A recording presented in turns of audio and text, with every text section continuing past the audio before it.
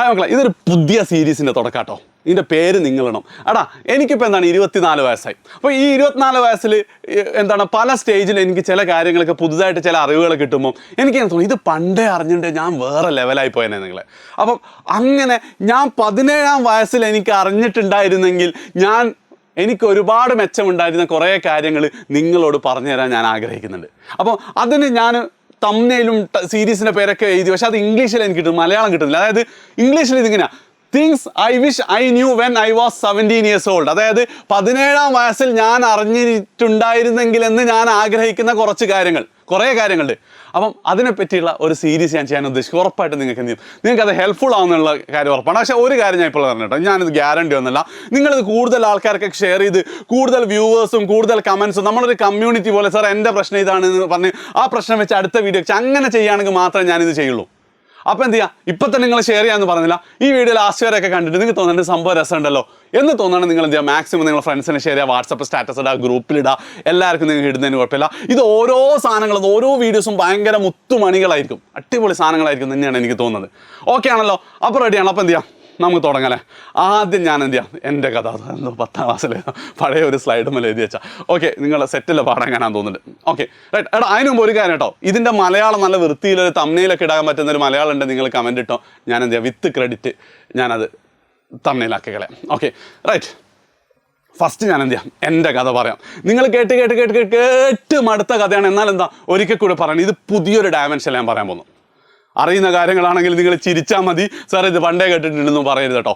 അതായത് എൻ്റെ life 10-ാം class വരെ നിങ്ങൾക്കറിയാം, ഐ വാസ് എന്താ പറയുക, ഒരു ബിലോ ആവറേജ് സ്റ്റുഡൻ്റ് ആയിരുന്നു 10-ാം ക്ലാസ്സിൽ. അതുകൊണ്ട് തന്നെ നല്ല മാർക്കൊന്നും കിട്ടിയിട്ടില്ല. പക്ഷേ +1 +2 എത്തിയെത്തുമ്പോൾ എന്താ, ഞാൻ നന്നായിട്ട് കഷ്ടപ്പെട്ടിട്ടുണ്ട്. അതായത് ഞാൻ കഷ്ടപ്പെട്ടല്ല, ഞാൻ പഠിച്ചത്ര ആ വർഷത്തെ കേരളത്തിൽ ഒരു പിള്ളേരും പഠിച്ചിട്ടുണ്ടാവില്ല എന്നാണ് എൻ്റെ വിശ്വാസം. അത്രയും ഞാൻ എന്തെങ്കിലും +1 +2 പഠിച്ചിട്ടുണ്ട്. ഓക്കെ. അതിനുശേഷം അതുകൊണ്ട് തന്നെ എനിക്ക് എന്ത് കിട്ടി, മറ്റേ I M basically engineer from NIT Calicut. അതായത് എനിക്ക് +2ൻ്റെ കൂടെ തന്നെ എൻട്രൻസ് എഴുതി NIT-യിൽ BTech കമ്പ്യൂട്ടർ സയൻസ് എനിക്ക് പഠിക്കാൻ പറ്റി. Okay right. അതിനുശേഷം NIT-ലെ ജീവിതം എന്ന് പറഞ്ഞാൽ ഫുള്ള് ഭോഗ ജീവിതമാണ്. അത് ഞാൻ കട്ട് ചെയ്ത് അത്രയും ക്ലാസ് അവിടെ ആരും കട്ട് ചെയ്തിട്ടുണ്ടാവില്ല, ഞാൻ കളിച്ചത്ര കച്ചറ എന്താ ആരും കളിച്ചിട്ടുണ്ടാവില്ല, ഞാൻ വേറെന്തുകൊണ്ട് ഞാൻ ഉറങ്ങിയ അത്രയും, ഞാൻ കണ്ട സിനിമകളുടെ അത്രയൊന്നും അവിടെ ആരും കണ്ടില്ല. ഫുൾ ഉഴപ്പായിരുന്നു. പക്ഷേ എനിക്കെന്ത് ചെയ്തിട്ടുണ്ട്, NIT-ൽ അത്യാവശ്യം, ഞാൻ പറയാറുണ്ട്, അത്യാവശ്യം നല്ല ജോലിയൊക്കെ കിട്ടി. ആ അത്യാവശ്യം നല്ലതെന്ന് ഞാൻ പറയുന്നത് എന്താ, അന്ന് എൻ്റെ പ്രായത്തിലുള്ള 22 വയസ്സുള്ള ആൾക്കാർക്ക് കിട്ടുന്നതിൽ വെച്ച് അത്യാവശ്യം നല്ല ജോലി തന്നെയായിരുന്നു അത്. പക്ഷേ എന്തായിരുന്നു, എന്നേക്കാൾ എത്രയോ ഇരട്ടി സാലറി കിട്ടിയ ഒരുപാട് ആൾക്കാർ NIT-ലുണ്ട്. അതായത് എൻ്റെ ഇരട്ടിയും 2 ഇരട്ടിയും 4 ഇരട്ടി വരെ സാലറി കിട്ടിയ ആൾക്കാർ അവിടെ ഉണ്ടായിരുന്നു. അതായത് NIT-നെ സംബന്ധിച്ചിടത്തോളം that was just an average salary there. Okay. അതിനുശേഷം പിന്നെ എന്താ, എൻ്റെ കരിയറാണ്. 2012 NIT പാസ്സായി. പിന്നെ 1 വർഷം ബാംഗ്ലൂരും, പിന്നെ 5 വർഷം എന്താണ്, 1 വർഷം ബാംഗ്ലൂരും, പിന്നെ 5 വർഷം ദുബായിലുമായിട്ട് ഞാൻ ജോലി ചെയ്തിട്ടുണ്ട്. ആ ജോലിയുടെ സമയത്ത് ഞാൻ ഭയങ്കരമായിട്ടുള്ള എഫേർട്ടൊന്നും ഞാൻ ഒരിക്കലും ഇട്ടിട്ടില്ല കേട്ടോ. സാധാരണ പോലെ നമ്മളെ പണികളൊക്കെ വൃത്തിയായിട്ട് ചെയ്തു പോകാറുണ്ട്, ആത്മാർത്ഥതൊക്കെ ഉണ്ടായിരുന്നു. പക്ഷെ ഒരു എക്സ്ട്രാ ഓർഡിനറി എഫേർട്ടോ ഹാർഡ് വർക്കൊന്നും ഞാൻ ഇട്ടിട്ടില്ല. പക്ഷേ എനിക്ക് ചെറിയൊരു ഗ്രോത്ത് ഒക്കെ ഉണ്ടായിരുന്നു. അതിൻ്റെ ഒരു പ്രധാന റീസൺ എന്ന് പറഞ്ഞാൽ എൻ്റെ കൂടെയുള്ള ആൾക്കാരെക്കാൾ ഞാൻ ഇൻ്റലക്ച്വലി കുറച്ചും കൂടി ബെറ്റർ ആയിരുന്നു എന്ന് എനിക്ക് അന്ന് തോന്നി. അതുകൊണ്ട് ഗ്രോത്ത് ഒക്കെ ഉണ്ടായിരുന്നു. പക്ഷെ സ്റ്റിൽ എനിക്ക് അച്ചീവ് ചെയ്യാൻ പറ്റുന്ന സാലറിയിലേക്കോ പൊസിഷനിലേക്കൊന്നും ഞാൻ എത്തിയിട്ടില്ല എന്ന് തന്നെയാണ് എനിക്ക് തോന്നാറുള്ളത്. ഓക്കെ. പക്ഷെ പുറത്തുനിന്നുള്ളവർക്ക് അപ്പോഴും എന്താ, അജാസ് ഭയങ്കര സെറ്റപ്പല്ല, ദുബായിൽ നല്ല ജോലിയാണ്, കമ്പനി ഫ്ലാറ്റ് ഉണ്ട്, കാറുണ്ട്, എല്ലാ സെറ്റപ്പ് ഉണ്ടെന്നാ. ആൻഡ് അതാണ് എൻ്റെ 10-ാം ക്ലാസ് +1 NIT ജോലി 4 സ്റ്റേജ് കഴിഞ്ഞു. ഇനി 5ാമത്തെ സ്റ്റേജാണ് എന്ത്, 2018 എനിക്കൊരു ബോധോദയം വന്നു, ഇങ്ങനെയൊന്നും നടന്നാൽ പോരാ, ജീവിതത്തിൽ കുറച്ച് റിസ്ക് ഒക്കെ എടുക്കണം, അല്ലെങ്കിൽ എന്താ അവസാനം വയസ്സാകുമ്പോൾ വെറുതെ റിഗ്രറ്റ് തോന്നുന്നുള്ള രീതിയിലാണ് ഞാനൊരു സ്റ്റാർട്ടപ്പുമായിട്ട് ദുബായിലെ ജോലിയൊക്കെ കളഞ്ഞ് തിരിച്ച് നാട്ടിലേക്ക് എത്തിയത്. ആദ്യം ഒരു മെഡിക്കൽ ടൂറിസം എന്നുള്ള സ്റ്റാർട്ടപ്പ് നല്ല രീതിയിൽ തന്നെ പോകുന്നുണ്ട്. പക്ഷേ തൻ്റേതല്ലാത്ത കാരണത്താൽ, കാരണം കോവിഡ് വന്നപ്പോൾ അത് മൊത്തം നിർത്തേണ്ടി വന്നു. അതിനുശേഷമാണ് എജ്യൂപോർട്ടിലേക്ക് എത്തിയത്. ആൻഡ് എജ്യൂപോർട്ടിൽ ഞാൻ പഠിക്കുന്ന സമയത്ത് എജ്യൂപോർട്ടിൻ്റെ സമയത്ത് ഞാൻ വീണ്ടും എന്താ രാവും പകലും കഷ്ടപ്പെട്ടിട്ട് 1 മണിക്കൂറും 2 മണിക്കൂറൊക്കെ ഉറങ്ങിയ ഒരുപാട് ദിവസങ്ങളുണ്ട്. തുടക്കകാലത്തുണ്ടായിരുന്നു, നിങ്ങൾ 10-ാം ക്ലാസ്സിലുള്ള സമയത്തുണ്ടായി, ഇപ്പോഴൊക്കെ ഉണ്ട്. ഇന്ന് തന്നെ നിങ്ങൾ നോക്കുകയാണെങ്കിൽ നമ്മളുടെ റെസിഡൻഷ്യൽ ക്രാഷ് ബാച്ച് നാളെ സ്റ്റാർട്ട് ചെയ്യാൻ പോകുന്നു. കുട്ടികളും പാരൻസൊക്കെ അവിടെ എത്തിക്കൊണ്ടേ ഇരിക്കുന്നുണ്ട്. അപ്പോൾ എനിക്ക് അവിടെ എത്തി അവരോടൊക്കെ ഒന്നും കൂടി ഇൻട്രാക്ട് ചെയ്യണം എന്നൊക്കെ ഉണ്ടായിരുന്നു. പക്ഷേ അതിനേക്കാൾ ഇമ്പോർട്ടൻ്റ് ആണ് ഈ ഒരു വീഡിയോ എന്ന് കരുതിയിട്ടാണ് ഇപ്പം ഞാൻ ചെയ്യുന്നത്. ഇതൊക്കെ എന്താണ്, ആ ഒരു ഹാർഡ് വർക്കിൻ്റെ കഷ്ടപ്പാടിൻ്റെ ഭാഗം. ആൻഡ് അതുകൊണ്ട് തന്നെ എന്താ, എജ്യൂപോർട്ട് എന്തൊക്കെ പറഞ്ഞാലും എൻ്റെ പ്രതീക്ഷ, അതായത് ബാക്കി എല്ലാ സ്ഥലത്തും എന്താ ഗ്രോത്ത് ഒക്കെ ഉണ്ടെങ്കിലും എൻ്റെ പ്രതീക്ഷകത്ത് ഉയർന്നിട്ടുണ്ടായിരുന്നില്ല. പക്ഷേ എജ്യൂപോർട്ട് എന്താണ്, ഞാൻ എന്താണ് സ്വപ്നം കണ്ട് ഞാൻ പ്രതീക്ഷേനേക്കാൾ എത്രയോ വേഗത്തിലാണ് ഗ്രോ ചെയ്തുകൊണ്ടിരിക്കുന്നത്. ആൻഡ് ഇനി അങ്ങോട്ട് എന്താവുന്നുള്ള എനിക്കൊരു ഐഡിയ ഇല്ല കേട്ടോ. കഥ നിങ്ങൾക്ക് ബോറടിച്ചിട്ടില്ലെങ്കിൽ ഈ കഥയുടെ പുതിയൊരു ഡയമെൻഷൻ പറഞ്ഞു. ഞാൻ നമുക്ക് എന്ത് ചെയ്യാം, ഗ്രാഫിലേക്ക് കിടക്കാം. ഈ കഥയുടെ ഒരു ഗ്രാഫ് ഞാൻ വരച്ചേട്ടെ. അതായത് 10ാം ക്ലാസ് വരെ സാധാരണ ഒരു ജീവിതം. ഓക്കെ, മുകളിലോട്ടുമില്ല താഴോട്ട് വേണേൽ പറയുന്നാൽ സാറില്ല. പിന്നെ +1 +2 ഭയങ്കര കഷ്ടപ്പെട്ട, അതുകൊണ്ട് തന്നെ എന്താണ് NITയിൽ അഡ്മിഷൻ കിട്ടി. Okay right. NITയിലോ ഭോഗ ജീവിതം. Okay right. പിന്നെ NIT കഴിഞ്ഞതിന് ശേഷം കിട്ടിയ ജോലിയിലോ ഇത് കളർ കൊടുക്കണം, മഞ്ഞോട് ചെറിയ ഗ്രോത്ത്, അത്രയും ഉണ്ടാവില്ല, ചെറിയ ഗ്രോത്ത്, അതിരിക്കട്ടെ. ഓക്കെ, അതിനുശേഷം ഞാൻ നടന്ന സ്റ്റാർട്ടപ്പുകളും അല്ലെങ്കിൽ എജ്യൂപോർട്ടിൻ്റെ കേസ് എടുക്കുകയാണെങ്കിലോ വൻ ഗ്രോത്ത്. ഇപ്പോൾ ഇവിടെയാണ് ഞാൻ നിൽക്കുന്നത്. Okay right. ഇതിൽ നിന്ന് എനിക്ക് നിങ്ങളോട് പറയാനുള്ള കാര്യം എന്ന് വെച്ചാൽ, നിങ്ങൾ നോക്കുകയാണെങ്കിൽ എൻ്റെ ലൈഫിൽ സാധാരണ ജീവിതത്തിൽ നിന്നും വൻ ഗ്രോത്ത് നടന്നത് 2 സ്റ്റേജിലാണ്. ഒന്നതെന്താണ്, ഒന്നതെൻ്റെ +1 +2യുടെ സമയത്താണ്, +1 +2യുടെ സമയത്താണ്. രണ്ടാമതായിട്ട് എജ്യൂപോർട്ടിൻ്റെ സമയത്താണ്. ബാക്കി എല്ലാ സമയത്തും എന്താ, ഒരു സാധാരണ ജീവിതമാണ് ഞാൻ ജീവിച്ചത്. ആ ചുറ്റുപാട് വെച്ച് നോക്കുമ്പോൾ ഞാൻ പറഞ്ഞു വരുന്നതെന്ന് വെച്ചാൽ, നിങ്ങൾക്കൊരു നോർമൽ ലൈഫ്, സാധാരണ ജീവിതം ജീവിച്ചാൽ മതിയെങ്കിൽ എന്ത് ചെയ്താൽ മതി, നിങ്ങൾ ഇങ്ങനെ തന്നെ പോയാൽ മതി.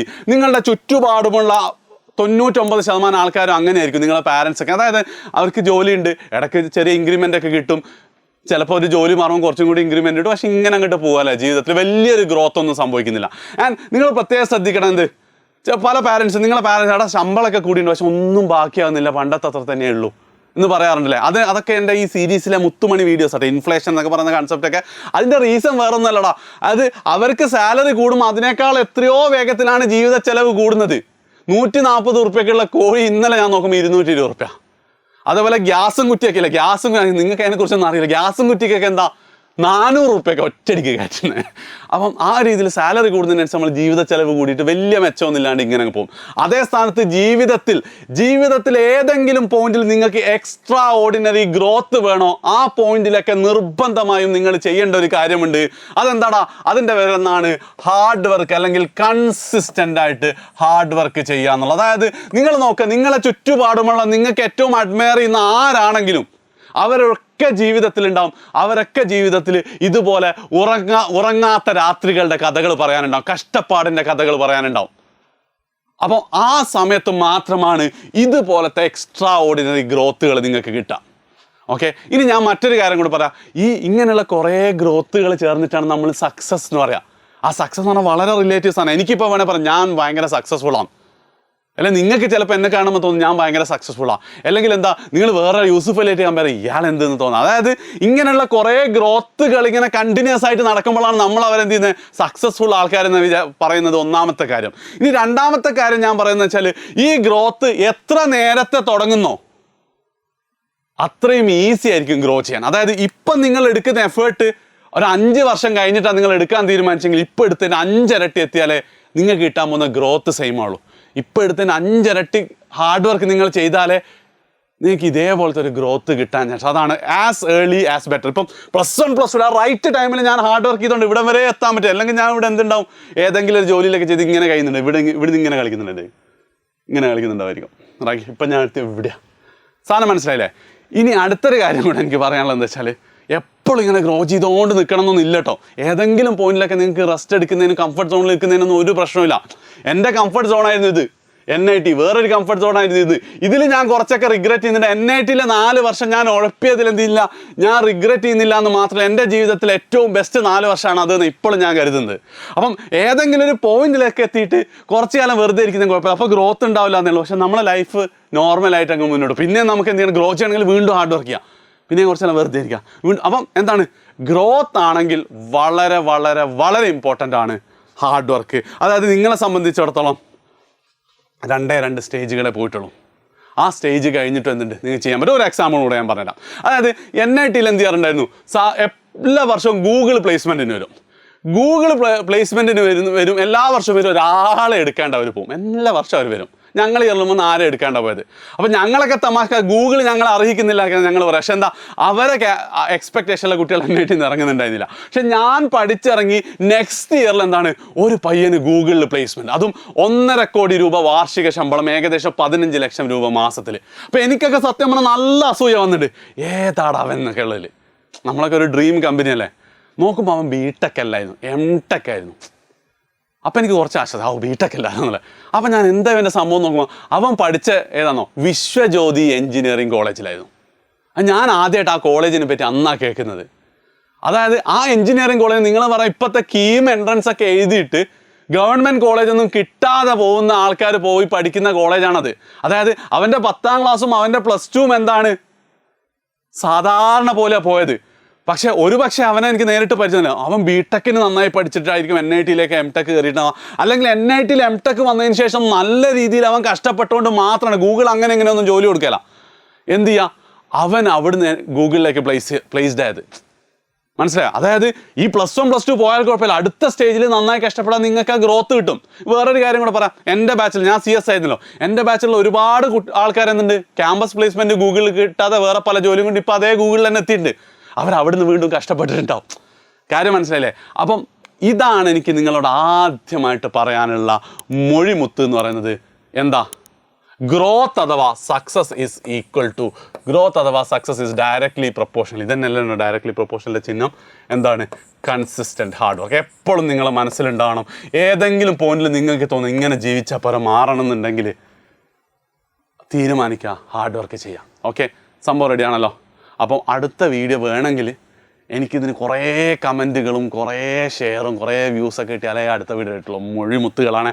പിന്നെ ഒരു കാര്യം കൂടെ പറയാം, നിങ്ങൾക്കിത് കണ്ടിട്ട് ഇത് കേട്ടിട്ട് എന്താ തോന്നുന്നത് നിങ്ങൾ കമൻറ്റ് ചെയ്യട്ടോ. നിങ്ങളുടെ കമൻറ്റിനനുസരിച്ച് നമ്മൾ അടുത്ത വീഡിയോ എന്താ ചെയ്യേണ്ടതെന്നൊക്കെ പറഞ്ഞുതരാം. ഓക്കെ, ശരി, ബൈ.